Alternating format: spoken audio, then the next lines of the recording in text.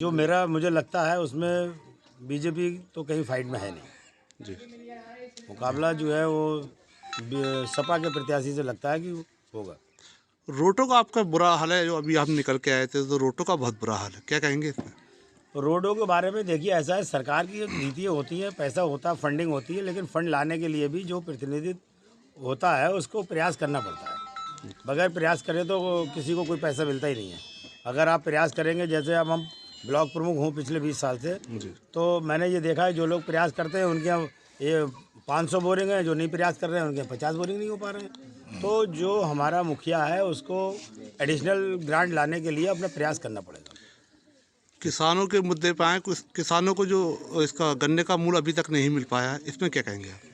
किसानों की बात देखी जाए तो मौजूदा सरकार में पिछली सरकारों के मुकाबले गन्ने के मूल्य के लिए वृद्धि को लेकर इस सरकार की जो पॉलिसी रही है वो बिल्कुल कमज़ोर रही है। और सरकारों ने फिर भी किसानों के लिए जो सोचा उसमें जो पैसे बढ़ाए वो अधिक हैं, लेकिन इस सरकार में कोई ऐसा किसानों के लिए कोई बजट, मजबूत बजट जिससे किसान मजबूत हो, ऐसा कोई दिखा नहीं धरातल पे। आप विधायक बनेंगे तो क्या क्या आपकी प्राथमिकता रहेगी? हमारी दो ही प्राथमिकता हैं। देखिए, देखो, जो युवा पीढ़ी है, जी। युवा पीढ़ी पढ़ लिखने के बाद अगर अपने पैरों पे खड़ी होती है, आपने देखा होगा गांव में अगर किसी परिवार में एक व्यक्ति भी नौकरी पे लग जाता है, चाहे वो प्राइवेट नौकरी करता है 10,000 की, तो वो घर की रौनक अलग हो जाती है। और आज हमारे क्षेत्र की जो इस देश की जो 80% जनता है वो गांव में रहती है।